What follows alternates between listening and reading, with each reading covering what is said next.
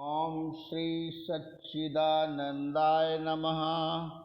एक रोज इरशाद हुआ कि दो चूर्ण बेचने वाले शरे बाजार खड़े हुए लटके यह कह रहे थे और एक दूसरे के चौबोलों में फबती हुई करती थी। उनके चारों तरफ तमाशाइयों का हुजूम था और उनकी नोक झोंक का तमाशा देख रहे थे। चूर्ण वाले मौका बेमौका अपने चूर्ण की तारीफ, लोगों की कमजोरियों और बीमारियों को चौबोलों में इस तरह बयान कर रहे थे कि कुछ लोग शर्मा हुजूरी और कुछ ज़रूरत के लिहाज से थोड़ा बहुत चूर्ण उनसे ज़रूर खरीदते थे। चूर्ण वालों की तर्ज से ऐसा मालूम होता था कि वे एक दूसरे के मुखालिफ यानी विरोधी हैं, मगर दरअसल ऐसा मामला न था, बल्कि उन्होंने लोगों को अपनी तरफ मुखातिब करने और अपना चूर्ण बेचने के वास्ते ढोंग रचाया था। इसी तरह मुख्तलिफ मजहबों के पेशवा जो दूसरों की मजम्मत यानी निंदा करते हैं, उससे अव्वल तो यह मतलब होता है कि सच्चाई अच्छी तरह फैले, क्योंकि जब कोई अपने इष्टदेव की निंदा सुनता है तो खूब दिल से उसकी पकाई के वास्ते अपने इष्ट की तरफ लगता है, बारीक से बारीक बातों की तलाश करता और सीखता है, जिससे अपने इष्ट की पकाई हो जावे। जब एक तरफ पक्का हो गया और कायम हो गया और उसकी वृत्ति इस तरफ लग गई, तो फिर वह खुद राह दिखाती है। जैसे बहता पानी आप अपनी राह तलाश करके नदी में जा मिलता है। दूसरे अधिकारी को एक तरफ का निश्चय कराने के लिए दूसरे की निंदा कर देते हैं। जैसे जब कर्म की महिमा कही तो कर्म को सबसे बड़ा बताना पड़ता है। अगर ऐसा न करें तो कर्म में रुचि कैसे हो। इसी तरह भक्ति, ज्ञान और उपासना की निस्बत समझना चाहिए। जैसे देखो, जिस वक्त काम पैरों से निकलता है तो पैरों की तारीफ होती है। नाक, कान, आँख, जुबान हालांकि पैरों से ऊपर और ज़्यादा कारदायम भी हो, मगर उनकी तारीफ नहीं की जाती। लेकिन कान, नाक वगैरह को तोड़ भी नहीं डालते, सिर्फ समझाने को पैर के मुकाबले कान की भी बेकदरी कर जाते हैं। उस वक्त आजकल के हुल्लड़ में ऐसी खिचड़ी पक जाए कि दाल चावल का पता तक न चले। मज़ाहिब और फ़िरक़ों का अपने उसूलों पर कायम रहना मुश्किल हो जाए, लेकिन महज यानी केवल रंज पहुँचाने और दिल आज़ारी यानी मन दुखाना करने के ख्याल से किसी का मजम्मत यानी निंदा करना दरअसल खुदा की ही मजम्मत यानी निंदा करना है, क्योंकि सब फ़िरके उसी की तरफ से हैं और पूरे तौर से और बराबर रास्ती यानी सन्मार्ग से भरे हुए हैं। एक रोज़ इरशाद हुआ कि हिंदू अक्सर कहते हैं कि मुसलमान फ़कीरों से उनको लाभ व फ़ायदा नहीं पहुंच सकता। इसी तरह अहले इस्लाम कहते हैं कि हिंदू महात्माओं से बैत यानी शिष्य ग्रहण नहीं होना चाहिए, उनसे कुछ फैज़ व बरकत नहीं हासिल हो सकती। लेकिन बात यह है कि कॉलेजों और मदरसों में तालिबे इल्म यानी विद्यार्थी, ख्वाब यानी चाहे वह हिंदू हो या मुसलमान, हिंदू पंडित से संस्कृत पढ़कर इम्तिहान पास कर सकता और सनद यानी प्रमाण पत्र हासिल कर सकता है, और मुसलमान मौलवी से फ़ारसी पढ़कर भी सनद मिल जाती है। जब कॉलेजों और मदरसों में हिंदू मुसलमान की कैद नहीं होती तो फिर क्या इल्म खुदा में हिंदू मुसलमान की कैद लग सकती है? हिंदुओं को मुसलमान फ़कीरों से और मुसलमानों को हिंदू महात्माओं से क्यों न फैज़ व फ़ायदा पहुँचेगा। एक रोज़ इरशाद हुआ कि ज़िक्र गंज अस्तो गज पिन्हा बे, दर ई गंज ज़िक्र पिन्हा बे। इस जगह ज़िक्र से मुराद नतीजा माहशले यानी प्राप्ति, ज़िक्र या अकीदा यानी श्रद्धा से है, जिसको पोशीदा यानी गुप्त रखना मुनासिब यानी उचित व बेहतर है, क्योंकि इसका इजहार यानी प्रकट करने से दूसरे इसको समझ नहीं सकते, बल्कि बाज तो सिर्फ लफ्ज़ी गोरखधंधों में फंस जाते हैं, जैसे आजकल के ब्रह्मज्ञानी, और बाज लोग इसको गलत और लगाव यानी मिथ्या समझकर कहने वाले के दर पर यानी चढ़ बैठना हो जाते हैं। जैसे शाह मंसूर और हज़रत शम्स तबरेज का पीछा पकड़ा और अहले इस्लाम में जो तालीम तौहीद की मुमानअत यानी निषेध की गई है वह भी इसी उसूल पर है, बल्कि नतीजा और असर बहुत अच्छा हुआ है। देखो, हिंदुओं में इस बात की मुमानअत नहीं है तो जिधर देखो उधर अहं ब्रह्म ही नज़र आते हैं, लेकिन अगर इसकी आजमाइश की जाए और जिस कसौटी पर शाह मंसूर को कसा था उस पर इनको कसा जाए तो लाख में एक तो क्या बल्कि करोड़ में एक भी मुश्किल से पूरा उतरेगा। क्योंकि अहले इस्लाम में इसकी मुमानत है कि इसमें साहिब कमाल यानी पूर्ण पुरुष कम होते हैं, बल्कि जो निकलता है अक्सर साहिब ढाल होता है। अगर आजकल काशा वक्त ना होता और काजी मुल्ला की चलती होती तो देखते कि अब भी हजरत शम्स तबरेज की तरह ही सबको परख परख कर छोड़ते। उस वक्त यह हाल न होता कि तुम्हारा माल सो हमारा माल और हमारा माल सो हाँ हाँ हाँ वेदांती बनकर बुरे भले सब तरह के कर्मों में निवृत्त हो जाता और असलियत का पता तक न चलता, बल्कि सिवाय साहिब हाल के किसी और को ऐसी बात कहने का हौसला तक न होता। अलबत्ता दिल ही दिल में इस सबक को भले ही याद कर लिया करते और इससे अगर गुमराह होता तो सिर्फ याद करने वाला, और अगर फ़ायदा होता तो भी उसका होता।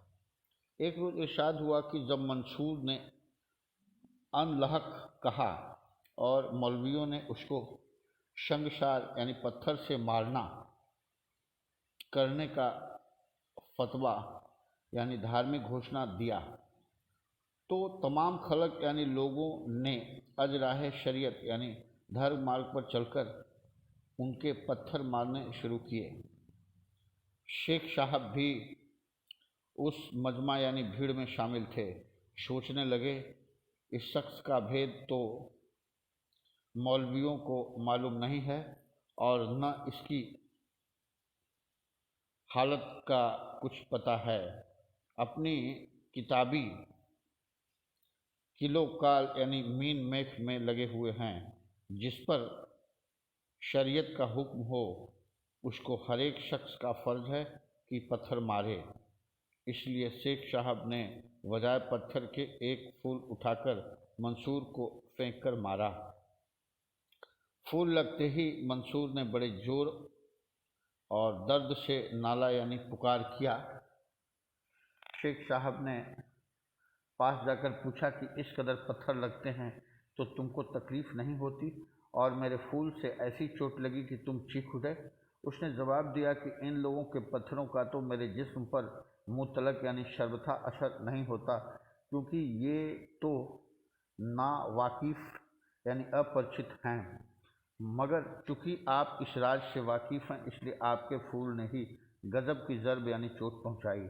गरज यह है कि जो शख्स राजदार और भेद को न समझता हो, उससे जो भूल या गलती हो उसका अफसोस नहीं होता, मगर जो शख्स राजदार हो, अगर वह इस मामले में ज़रा भी चूक करे तो काबिल अफसोस बात है। एक रोज़ इरशाद हुआ कि किसी जगह पर औरत अपने खाविंद के साथ सती होने को चली।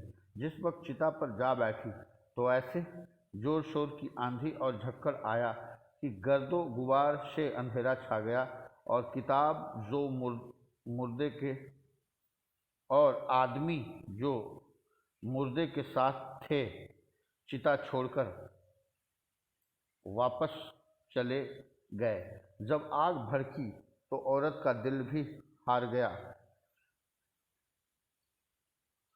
जब आग भड़की तो औरत का दिल भी हार गया और घबराकर चिता से उतर आई और अंधेरे में जंगल की तरफ भाग गई।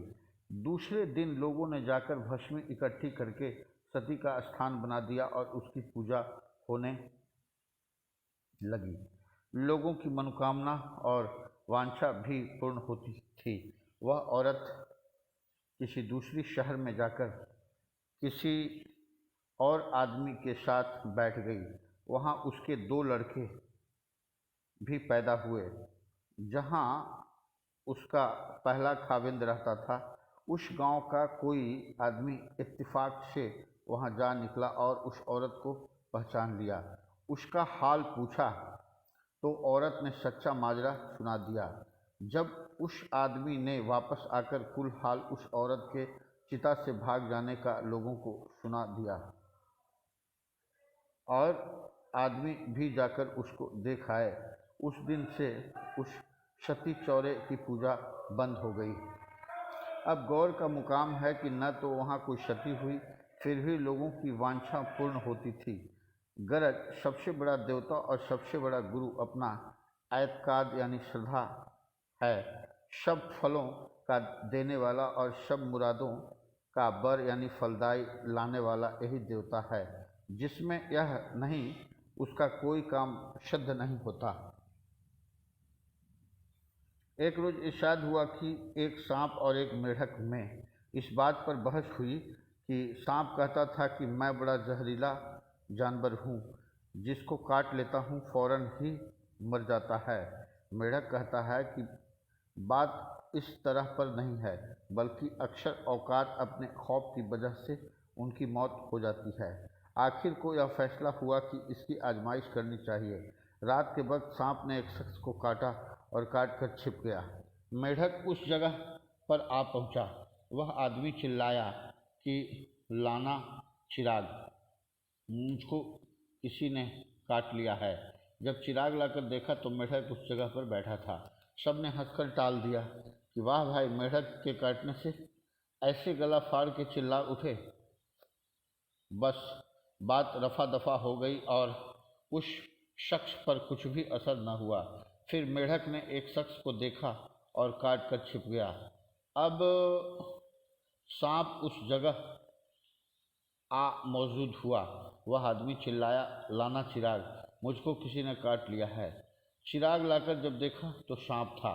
खौफ के मारे उस शख्स के हवास परेशान हो गए और बेदम होकर बिस्तर पर जा पड़ा कि मुझे सांप ने काट लिया है, अब नहीं बचूंगा।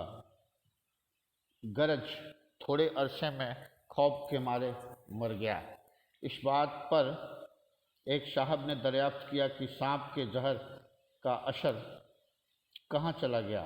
आपने फरमाया कि मेस्मेरिज्म, हिप्नोटिज्म और झाड़ फूंक से जो सांप के काटे हुए अच्छे हो जाते हैं, तब जहर का असर कहाँ चला जाता है। जिस तरह पर ख्याल की कुव्वत से उसका असर रफ़ा हो जाता है, उसी तरह पर इस मौका पर हुआ। अगर थोड़ा बहुत असर हुआ भी होगा तो उसको मेढक का जहर समझकर उसी तरह पर टाल दिया होगा, मगर दोनों सूरतों में उसका दफिया यानी निराकरण ख्याल से ही हुआ। एक जो इरशाद हुआ कि एक शख्स पागल हो गया और लोगों को मारने काटने लगा, तो उसको पागल खाने में ले जाकर कोठरी में बंद कर दिया। एक दोस्त उसकी बीमारी का हाल सुनकर किसी दूसरी जगह से आया, उससे मुलाकात करने और उसका हाल देखने को पागल खाने चला गया। जिस वक्त पागल ने अपने दोस्त को देखा तो ज़ारो कतार रोने लगा और अपने गम की दास्तान इस तरह बयान करनी शुरू की कि देखो भाई, फलां रिश्तेदार ने मेरे साथ कैसी ज्यादती की है। धोखा देकर मेरा अशबाब जेवर लूट लिया और मुझको ख्वार व रुसवा यानी अपमानित भी कराया और पागल खाने के मुलाजिमों को कुछ देकर मुझे यहाँ ला डाला है। अब मुझको 4 रोज से ऐसा सख्त बुखार चढ़ा है कि सिर उठाने तक की ताब नहीं और यहाँ कोई पानी तक की खबर नहीं लेता। यह कहकर जारो कतार रोने लगा और कहा कि ज़रा तुम मेरी नब्ज मुलाहिजा करो, कैसी शिद्दत यानी तेज का बुखार है। उसके दोस्त को हालत पर बड़ा रहम यानी दया आया और उसकी बात सच समझकर जंगले के अंदर हाथ डालकर उसकी नब्ज देखने लगा। बस अंदर हाथ डालना था कि पागल को जज्बा आ गया और कहने लगा कि अबे हरामजादे, यह क्या मदाखलत यानी हस्तक्षेप, बेजा यानी अनुचित, हमारे घर में तूने भी दस्ते गुस्ताखी यानी धृष्टा का हाथ दराज या लंबा किया। अब दोनों हाथों से उसका हाथ पकड़कर चबा डाला। अब तो दोस्त साहब चिल्लाए और हाय तौबा करने लगे। तमाम अमले के लोग जमा हो गए और बमुश्किल तमाम कटघरे के अंदर घुसकर उनका हाथ छुड़ाया और उनसे पूछा कि हजरत, यह आपने क्या बेवकूफ़ी की। उस वक्त उस गरीब ने तमाम माजरा सुनाया और कहा कि इसने तमाम हालात ऐसी खूबी और सच्चाई से बयान किए कि मुझको यकीन आ गया कि यह फाती रुल दिमाग यानी विक्षिप्त नहीं, बल्कि इसके साथ ज़रूर जुल्म हुआ है। इसकी इल्तिजा पर मैंने इसकी नब्ज देखने को हाथ अंदर डाला था। उस वक्त लोगों ने समझाया कि शालीक यानी ज्ञानी और मजजूब यानी आवेश लिप्त में इतना ही तो फ़र्क है कि शालीक की हालत पर हर वक्त एक सी रहती है और मजजूब कभी ठिकाने की कहता है और जब जुनून यानी पागलपन का जोर होता है तो बहक जाता है। उसकी हालत हर वक्त एक सी नहीं रहती। एक रोज इरशाद हुआ कि पागलखाने में अजीब अजीब बातें होती हैं। एक दफ़ा चंद यानी कुछ पागल बैठे बातें कर रहे थे कि उनमें से एक बोला कि तुम सब चुप रहो और मेरी बात सुनो। जो कुछ मैं कहता हूँ उसको सच मानो, क्योंकि मैं रसूल खुदा यानी प्रभु दूत हूँ और पैगंबर बनकर तुम्हारे पास आया हूँ। यह सुनकर दूसरा बोला कि तुम सब मेरे कलाम यानी वचन पर ध्यान दो और मुझको ही मानो। मेरी परस्तिश यानी भक्ति करो, क्योंकि मैं खुदा हूँ। मैंने ही इसको रसूल बनाकर तुम्हारे पास भेजा है।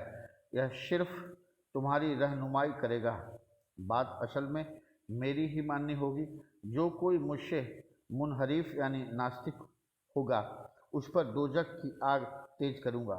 तीसरा कुछ उससे भी बढ़कर कहता है और कहे क्यों ना, जो अपने आपे से बाहर हो वह जो चाहे सो करे, उसका कोई कर ही क्या सकता है। एक रोज इरशाद हुआ कि एक शख्स कल्प वृक्ष के नीचे बैठकर यह मनोरथ करने लगा कि ठंडी हवा चले, एक बाग सरसब्ज हो, उसमें एक तालाब मुशफ़ यानी निर्मल पानी से भरा हो। उसका यह ख्याल करना था कि फ़ौरन ये चीज़ें मौजूद हो गई। फिर उसने संकल्प किया कि गाने बजाने का सरंजाम यानी व्यवस्था और भोग विलास का सामान और माशुकाने दिलरुबा भी मौजूद हो। ख्याल की देर थी कि वह भी पैदा हो गई और वह उनके साथ ऐशो निशात यानी केली क्रीड़ा में मशगूल यानी लीन हुआ। यकायक उसके दिल में ख्याल पैदा हुआ कि ऐसा न हो कहीं इन औरतों का मालिक देख ले और अभी जूते पड़ने लगे बस कल्प वृक्ष के नीचे। इस ख्याल के पैदा होने की देर थी कि फौरन इधर उधर से जूते पड़ने लगे।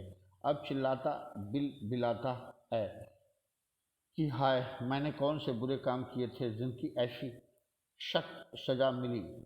मगर जूते पड़ने बंद तो तब हो जब वह उनके बंद होने का ख्याल करे। जूते पड़ने बंद न हुए। वजिन्स ही यानी ऐसे ही यही हालत दोजख और बहिश्त की है। जिस तरह इंसान ख्याल करता है वैसा ही ज़हूर यानी देखने में आता है।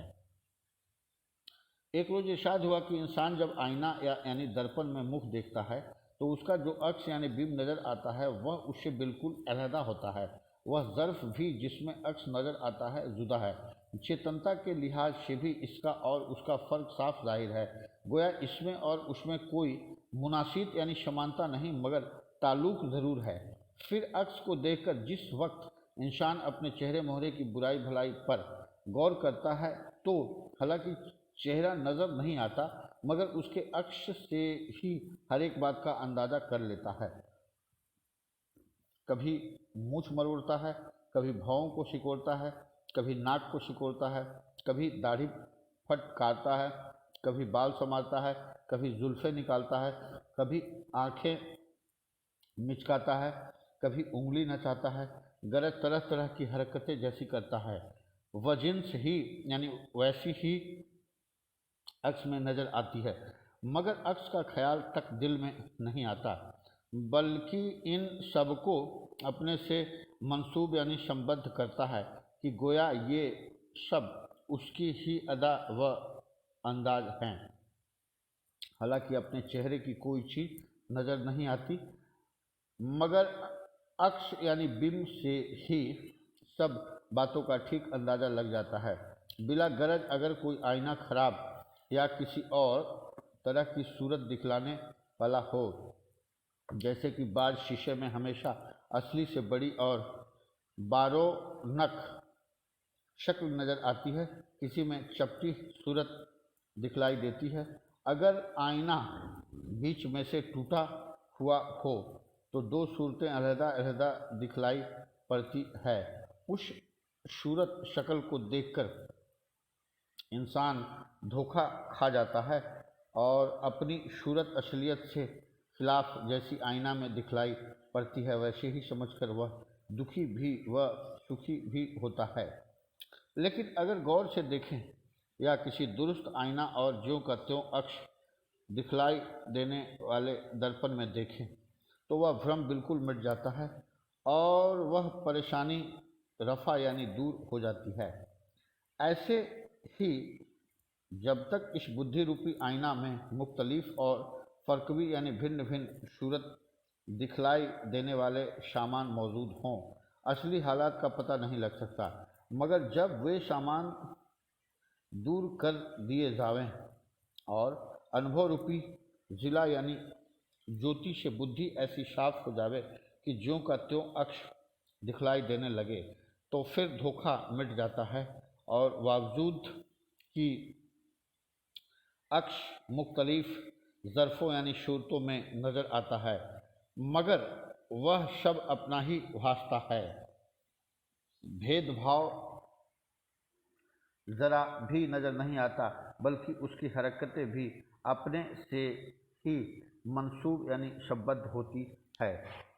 एक रोज़ श्री बाबा रामदास जी ने अर्ज किया कि जब से श्री महाराज ने इस खाकसार यानी तुच्छ को अपनी शरण में लिया है न तो अपने पास जाहिर रहने की इजाज़त दी न बिल्कुल आज़ाद रहने का हुक्म सादर फरमाया बल्कि यह जो नवाब साहब के लड़कों को पढ़ाने की खिदमत सुपुर्द की है इससे तो तबीयत बहुत बेजार रहती है और दिल आज़ाद होने को चाहता है।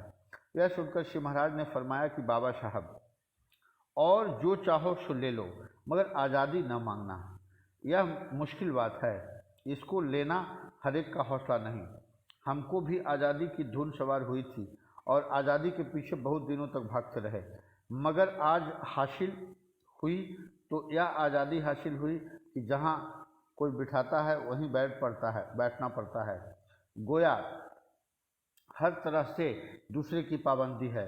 जब आज़ादी खुद ही आज़ादी है तो वह किसी को हासिल भी कैसे हो, क्योंकि अगर हासिल हो तो वह खुद आज़ादी नहीं रहती।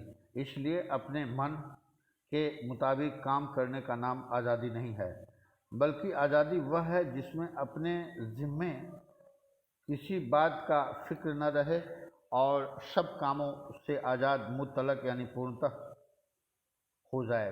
कोई और ही अपने कामों का कफील यानी करता हो। जब तक इस बात की चाह है कि यह करे और वह न करे, तब तक आज़ादी कहाँ। चाह गई चिंता मिटी मनवा बेपरवाह, जाको कछु ना चाहिए सोई शहंशाह।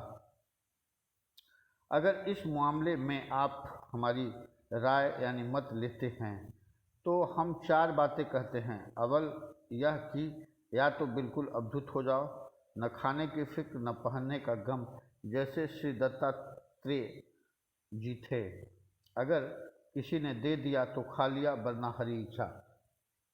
दूसरे, अगर मुलाजिमत यानी नौकरी करनी है तो उसमें तनख्वाह की फिक्र न करो।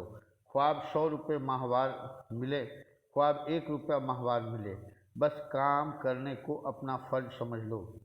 क्योंकि अगर तनख्वाह की कमी बेशी या मिलने न मिलने की वजह से नौकरी छोड़ते हो तो बताओ कि नौकरी छोड़ने पर आपको कहाँ से तनख्वाह मिलेगी।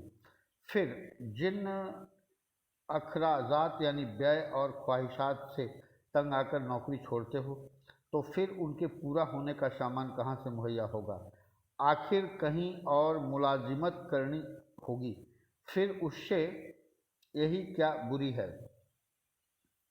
अगर तुमने अपनी ख्वाहिशात को काबू में कर लिया है और बगैर रुपए पैसे के काम चला सकते हो, तो फिर तनख्वाह की फिक्र बेजा यानी अनुचित है। मिले तो वाह, न मिले तो वाह, क्योंकि फ़कीरी में तो कोई तनख्वाह तो मिलेगी नहीं। बिना तनख्वाह ही गुजारा करना होगा। फिर इस मुलाजमे मते बिला तनख्वाह को ही फ़कीरी समझ लो। जैसा फटा पुराना कपड़ा मैसर आवे पहनो। अगर कोई टोके तो जवाब दो कि जैसा मालिक से मिलता है वैसा पहनते हैं। अगर इससे अच्छा पहनना मंजूर है तो इससे अच्छा दे दो। तनख्वाह वगैरह न मिलने की वजह से या किसी और तरतीब से मुलाजिमत छोड़ना इस बात को जाहिर करता है कि या तो रुपया की पाबंदी है या किसी और बात की। आज़ादी का दिन दूर है। तीसरी बात यह है कि अगर पढ़ाने का शौक़ है तो यतीम बच्चों को पढ़ाओ ताकि उनका उद्धार हो, और आपकी तरफ से परोपकार और फ़कीरों का यह काम भी है। चौथी बात यह है कि फिर जैसा तुम्हारा जी चाहे वैसा करो। गृहस्थ बनना चाहते हो तो शादी कर लो, हमारी तरफ से भी इजाज़त है। एक रोज़ इरशाद हुआ कि जिस वक्त श्री राम जी और रावण का युद्ध हो रहा था, उस वक्त श्री सीता जी ने बहुत बेकल होकर त्रिजटा राक्षसी से दरियाफ्त किया कि रावण मरता किस वजह से नहीं है। उसने जवाब दिया कि उसके हृदय में अमृत है। उसकी वजह से जितनी बार उसके हाथ व सिर काटे जाते हैं फिर बढ़ जाते हैं। जिस वक्त श्री राम जी उसके हृदय में बाण मारकर अमृत को सुखा देंगे, उस वक्त यह मरेगा। हृदय में बाण न मारने की वजह यह है कि रावण के हृदय में आप बसी हुई हैं और आपके हृदय में श्री रामचंद्र जी का वास है, और श्री राम जी के हृदय में तमाम त्रिभुवन है। इसलिए उसके हृदय में बाण लगाने से आपका क्षय यानी नाश, और आपके क्षय होने से श्री रामचंद्र जी का क्षय, और उसके क्षय होने से तमाम लोगों का नाश हो जाएगा। अब श्री रामचंद्र जी यह तरकीब करेंगे कि बहुत से तीर मारकर उसको बेकल कर देंगे, जिससे घबराकर उसका ध्यान छूट जाएगा और आपकी सूरत बिसर जाएगी। उस वक्त आपके हृदय में बाण मारकर उस वक्त उसके हृदय में बाण मारकर सुधा यानी अमृत को जलाएंगे, तब उसकी मौत होगी। एक रोज इरशाद हुआ कि एक गरेड़िए का बेटा राजा की लड़की पर आशिक हो गया। जब भी उसके महल के नीचे से निकलता था तो कहता था, ऊंचे ऊंचे महल चिनाता, बीच रखाता मोरी, जो राजा का बेटा होता मिलती मोहे गोरी। राजा की लड़की ने जब यह सुना तो सोचा कि इससे पूछें यह चाहता क्या है। एक रात वह गरेड़िए के पास आई और उसको जगाना चाहा, मगर हर दफ़ा जब उसके बदन से हाथ लगाती थी तो यह समझता था कि बकरियां खुल गई है और तंग कर रही हैं, इसलिए उनको हटाने के लिए छी छी कर देता था और फिर सो रहता था। राजा की लड़की उसको बार बार जगाती थी और वह छी छी करके सो रहता था। आखिर जब सुबह होने को आई तो राजा की लड़की अपने महल को वापस चली गई। दूसरे दिन जब गरेड़िया महल के नीचे से निकला तो उसने वही शेर पढ़ा। उस वक्त राजा की लड़की ने यह जवाब दिया, मूर्ख रसिया जंगल के, तू क्या जाने विरह की चोरी, छी छी करते रात बीत गई, पास खड़ी रही गोरी। इस तरह दुनियादारों का ख्याल जब मालिक की तरफ होता है और उससे मिलने की ख्वाहिश होती है तो वह महात्माओं के रूप में आकर उनको चिताता और जगाना चाहता है, मगर वे ऐसे ख्वाहे गलफत यानी मोह निद्रा में सोए रहते हैं कि महात्माओं को दुनिया के ढोंगिए समझकर दूर दूर भागते हैं और जागना नहीं चाहते। आखिर उम्र का प्याला लबरेज हो जाने पर उसी तरह महरूम यानी वंचित रह जाते हैं और गौहरे मकसूद यानी लक्ष्य मोती उनको हासिल नहीं होता।